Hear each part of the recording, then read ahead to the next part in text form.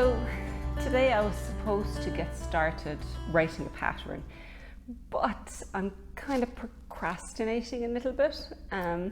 So I thought maybe I'd tell you about the process of putting a pattern together, kind of what software I use and just how the whole thing usually plays out from start to finish. Like, it's not always the same, but with the current pattern, it's probably a good way of showing you. So first thing that happens is I'll get a vague idea. It's often not very concrete at the start. It'll just be me going, oh, I really feel like doing something with cables or something with a nice woolly yarn at the moment and things like that. So the last time that happened, I actually said it to one of my children and his girlfriend. They are both really into wearing sweaters. Unlike a lot of the other kids, they enjoy wearing sweaters and they're always swapping each other's clothes back and forth and things like that. So I'm like, why don't I actually do a set together? So I came along and said, do you like me to knit you a cardigan and a sweater set that you can, that should be interchangeable? So that was kind of where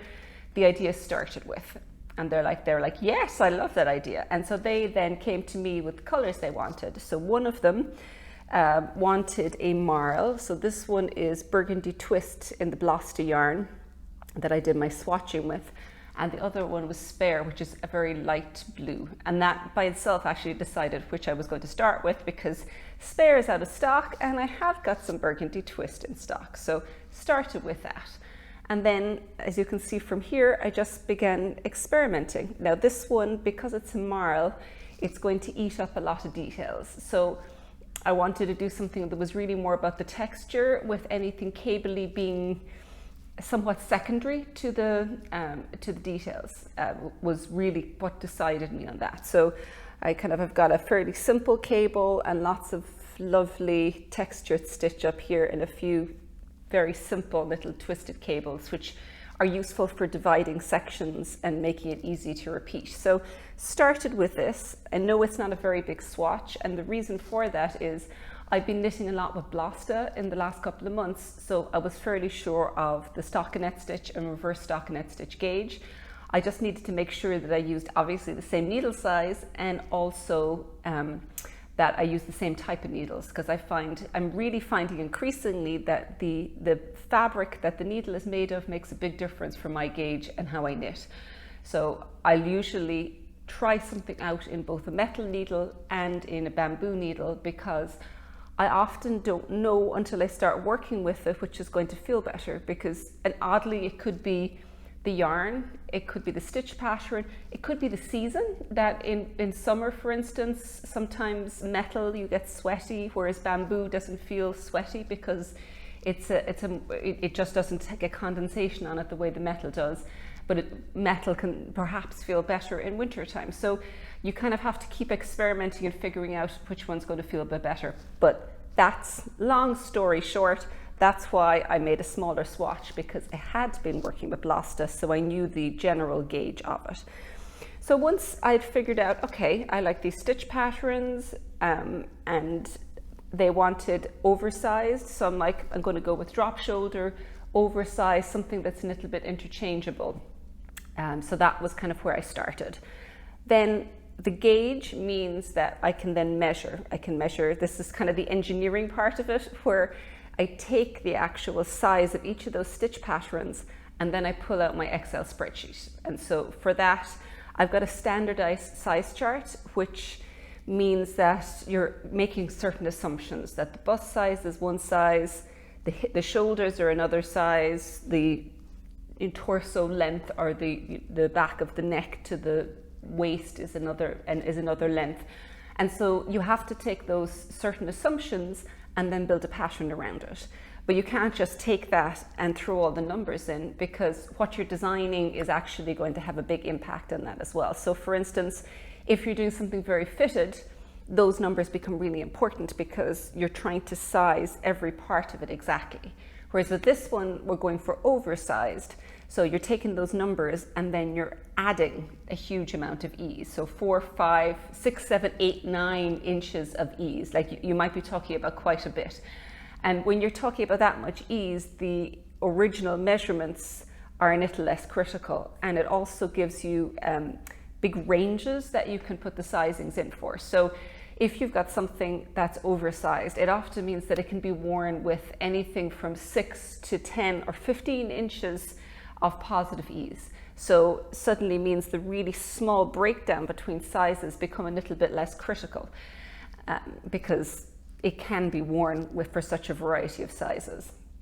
However, however is not the right word, but this is very helpful if you've got something that's got a lot of cables or a lot of stitches like that, because often those end up veering towards ones that have big jumps between the sizes. So this makes it a little bit easier. So with this one, and because it was so dominant, I actually opted for keeping the cables on the outer side and the middle part as the textured stitch. So let me pull out the actual pattern that I'm working with here. So what I actually did then is I went with the Excel, put the basic numbers in, and then just scribbled out on, I've just got kind of like an electronic pad, and also good old trusty pen and paper where I've got the charts out, and I just start scribbling in my starting numbers, how many I cast on for my size. Needle size is really important to record, and then just the basic steps that I'm doing.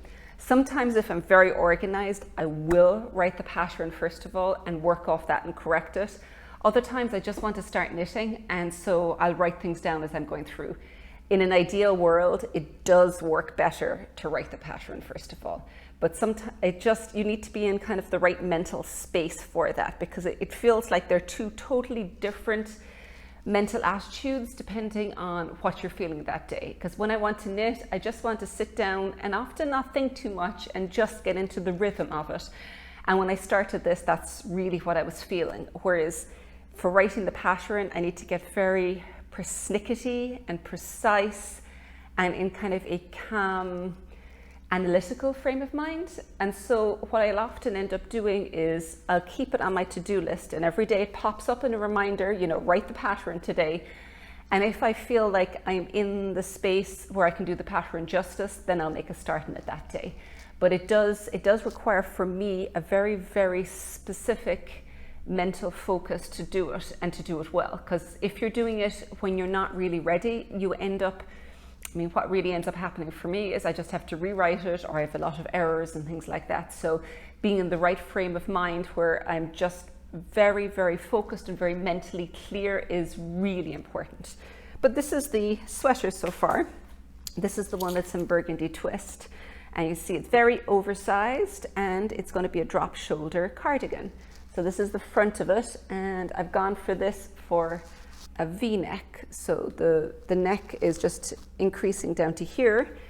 And I think it's going to have 2x2 ribbing along the edge with the big wide shawl collar that'll fold back. So that'll really form the feature of this cardigan, is that huge big shawl collar that's going to really make it extra cozy. So that's the cardigan version. And so for the sweater, going to have the same layout of the stitch pattern. So you have the texture in the middle, the cables at the side, but we're going to have a circular neck. So it'll be a circular neckline rather than a V neckline. And I still don't know, I might actually end up with two options. One that has just got a crew neck where it's just a short little bit of ribbing. And the other one I might actually put just a big cowl neck on, because I think this particular design could probably take the cowl neck. Only problem is that I don't think that's something that the person who's going to wear it would wear all that often. So perhaps what I might do is do a crew neck and then have a detachable cowl that we can put on for the photographs, and that you can either do separately or make as continue on with the actual neckline as part of it. So these are kind of the things that I run through as I'm going through. And the programs I end up using, as I was saying a while ago, Excel, I use fairly near the beginning to put my sizings together. And I do tend to do that before I knit anything up. And the reason for that is I can see more clearly if the numbers are going to make sense, if I can divide it easily with whatever stitch pattern I'm using into the different steps. So that's really important.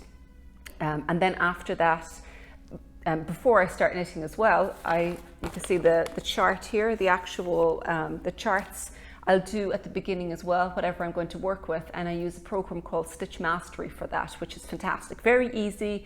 It's just a pull and drop program where you can pull all of the different stitches that you wanted to use, the different symbols, put it into the chart, and then export it as a JPEG, or you can even convert it into the written directions. So it makes it very fast and a little bit more foolproof when you're putting the written directions in for a stitch pattern as well. And then the very final one is just good old Word, where I just take a template that I've worked with before so that I know that I've got each of the sections and that the way I'm writing it is consistent, and I start putting in the details for the pattern as I go through. So that's when I'm actually working on it. And then after the fact, once it's written, the kind of steps that go in is, the next thing I try to do is take a few photographs, not always the final photographs. It might just be on the mannequin over in the side of the room so that I have something to work with. And I send it off to the technical editor. And technical editors are just amazing, just incredible, because what they will do is they actually check multiple different things. Like they'll sometimes act as a copy editor. So if you've done any typos and things like that, they'll pull that up. They'll take a look to see if your terminology is consistent. So if you use a repeat here and work here, they'll say, which one do you want to use? Keep it consistent, so that they'll pull out all of those kind of inconsistencies. And then, of course, the most important thing is they'll take a look at your numbers. They'll pull all of the numbers from your pattern into a spreadsheet, and they'll double check that they make sense. So if you say you're going to increase however many times and you've got a new stitch count, they'll add that up and make sure that the numbers you're putting in make sense. Because when you're working on your own pattern, you cannot see clearly when you've made a mistake. Like even if I print it out and I go through and I try and edit it, you'll always miss something when it's your own work. It's really, really hard to edit your own work. So a technical editor or a tech editor is invaluable. Once that's done, I will then generally go on and try and find some test knitters, throw it up in my Facebook test group, and they look at different things, because usually what they're looking at is how easy is it to knit, and does it make any sense, or is there I suppose a knitting inconsistency, or if they come up with something that they find easier to do, we kind of incorporate that into it. Or just obvious things that you overlooked, that you finish one color and you don't say to break it, or when I start a new section I've forgotten to say what color it's in, stuff like that, where when you're knitting through it you won't see it until somebody who is going through it sight unseen really needs every little bit of that information.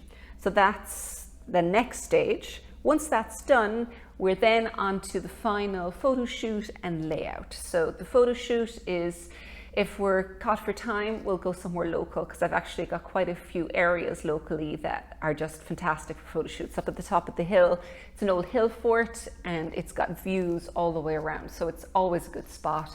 Or the laneway next to us is just big stone wall, and in the evening the light hits it just in the right way, and you just get this magical lighting for it. So sometimes we can still kind of get a very nice photo shoot without going too far.